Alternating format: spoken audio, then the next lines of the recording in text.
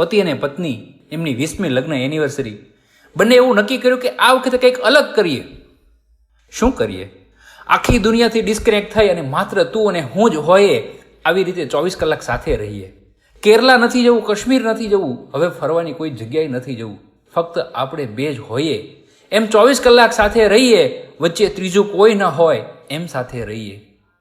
દરવાજો બંધ કર્યો, મોબાઈલ સ્વિચ ઓફ કર્યા, કમ્પ્યુટર બંધ કર્યું, લેન્ડલાઇન ફોનનું રિસીવર બાજુમાં મૂક્યું, બધું જ બંધ કરી દીધું. આખી દુનિયાથી ડિસ્કનેક્ટ થઈ અને એનિવર્સરી ઉજવે છે.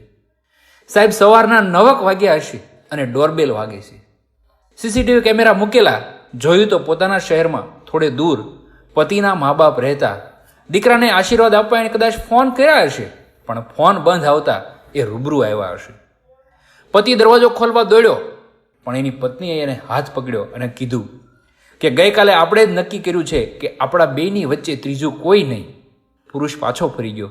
થોડી વાર ડોરબેલ વાગે છે અને મા બાપ જતા રહે છે. હવે બરોબર બપોરના 1 વાગ્યો, ડોરબેલ ફરી વાગી.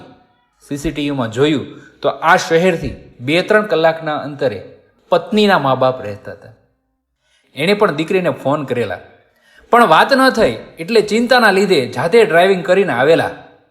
પત્ની જેવો દરવાજો ખોલવા ગઈ એટલે પતિએ હાથ પકડીને કીધું કે આપણે કાલે જ નક્કી કર્યું છે કે ત્રીજું કોઈ નહીં. પત્નીએ કીધું કે મારા પપ્પાની ઉંમર થઈ ગઈ છે, એને હાર્ટ એટેક આવી ગયો છે, એને ચિંતા હશે. હું ખાલી 5 જ સેકન્ડમાં દરવાજો ખોલી એને કહી દઈશ, એને અંદર પણ નહીં બોલાવું અને હું બહાર પણ નહીં જાઉં. સાહેબ, દરવાજો ખુલ્યો. દીકરીએ એના પિતાને કીધું કે અમે આ રીતે આજે એનિવર્સરી ઉજવવાના છીએ, અમે કાલે ચોક્કસ તમને મળી જશું. દીકરીના માતા પિતા ત્યાંથી પાછા વળી ગયા.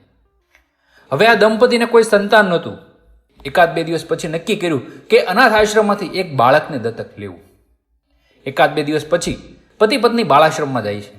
ત્યાં ઘટના એવી બને છે સાહેબ કે ત્યાં કોઈ નાનો જન્મેલો છોકરો મૂકી જાય છે. આ દંપતીમાંથી પત્નીની નજર એની ઉપર પડે છે અને એ દીકરાની નજર પણ એની સામે પડે છે. નજર મળી, 4 આંખ થઈ. પત્ની બોલી, ભગવાનની અસીમ કૃપા થઈ અને આ બાળકને આપણા માટે અહીંયા મોકલ્યું છે, આપણે આ બાળકને સાથે લઈ જઈએ. પતિએ કીધું, બાળક ખૂબ સુંદર છે, ગુલાબના ફૂલ જેવું છે, પણ માફ કરજે, આપણે આ બાળકને દત્તક નહીં લઈએ, મારે એક દીકરીને દત્તક લેવી છે. પત્ની તરત જ બોલી, શા માટે? તના દીકરામાં શું વાંધો છે અને દીકરી દત્તક લેવાનું કારણ શું?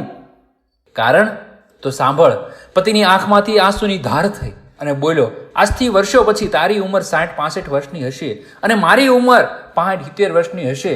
દીકરીના લગ્ન થઈ ગયા હશે ને પછી આપણી જેમ એ પણ એનિવર્સરી દુનિયાથી દૂર થઈ અને ઉજવતા હશે. આપણે 2-3 કલાકનું ડ્રાઇવિંગ કરી અને ત્યાં જશું. ત્યારે મને ભરોસો છે કે એક દીકરી તરીકે એ દરવાજો ચોક્કસ ખોલશે. દીકરો દરવાજો ખોલે કે ના ખોલે, પણ દીકરીના દિલમાં એના મા બાપ માટે કાયમ દરવાજા ખુલ્લા હોય સાહેબ.